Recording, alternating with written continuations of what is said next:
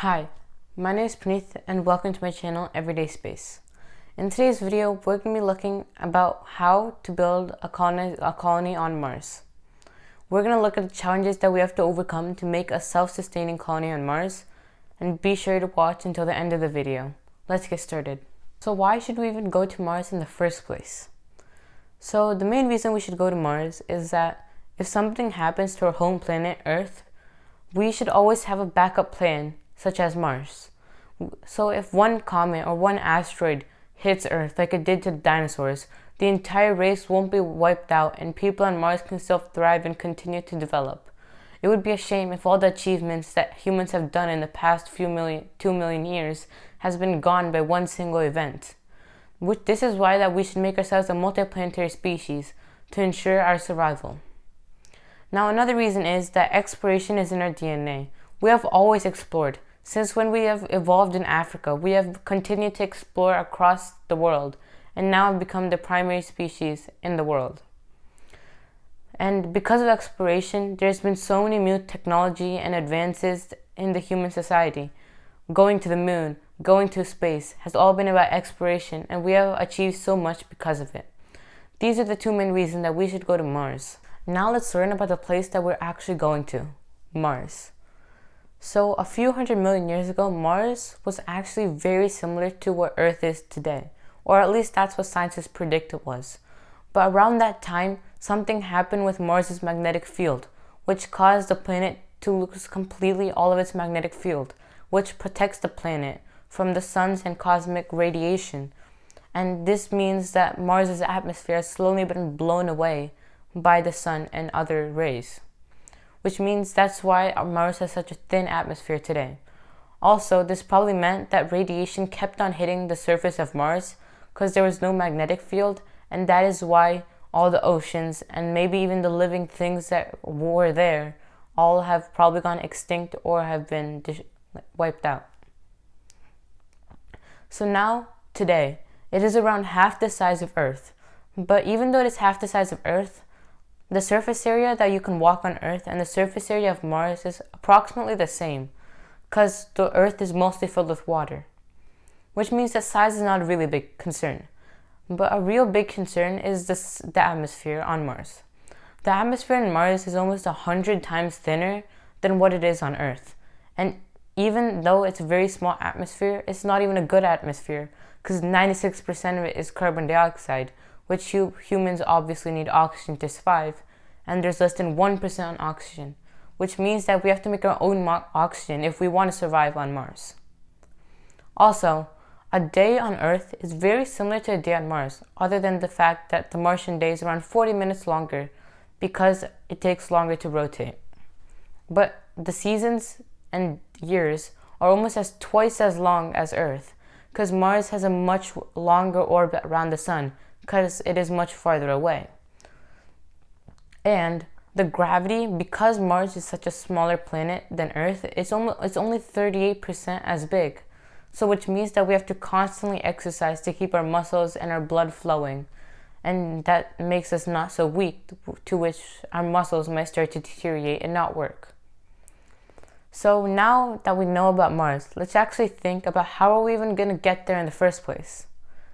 So if we build the fastest rocket possible, it's still going to take us 8 months to get there, because the distance is around 250 million miles away, which is over 1,000 times farther than the Apollo astronauts have to travel to get from the Earth to the moon.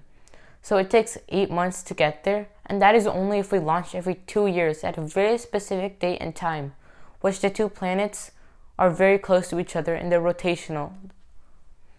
So now that we know how we're going to get there, when are we going to even get there in the first place? So NASA and SpaceX are working very closely together, but to probably send supplies there for a Martian colony by 2025. It would be great if they can send humans to Mars by 2027 or even 2028.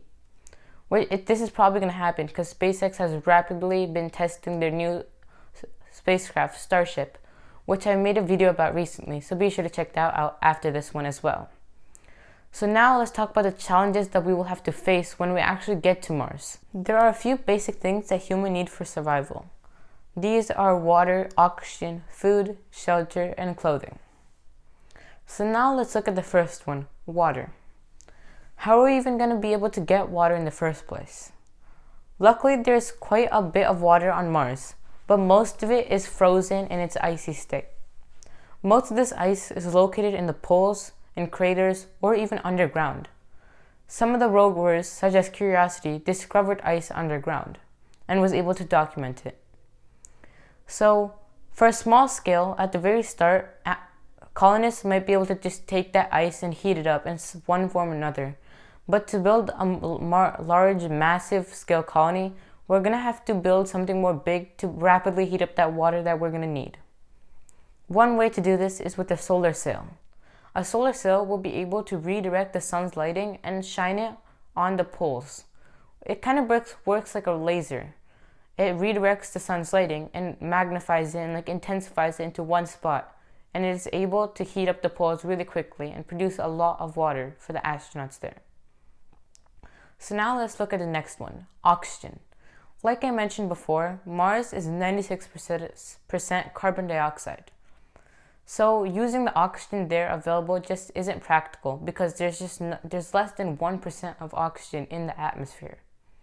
So there's a small device called Moxie, which has actually been recently sent to Mars on the Perseverance rover. It is developed by an MIT professor, and it is able to take carbon dioxide and turn it into oxygen and carbon. This has both effects because carbon can be used for a multitude of things, and we get the oxygen that we need. Right now, the Moxie that was sent on the Perseverance rover is enough to keep one person alive indefinitely.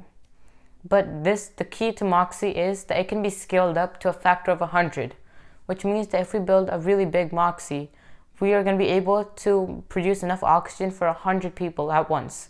And then we can make multiple of these, and it will be able to support our small colony at first. So now the next one, food.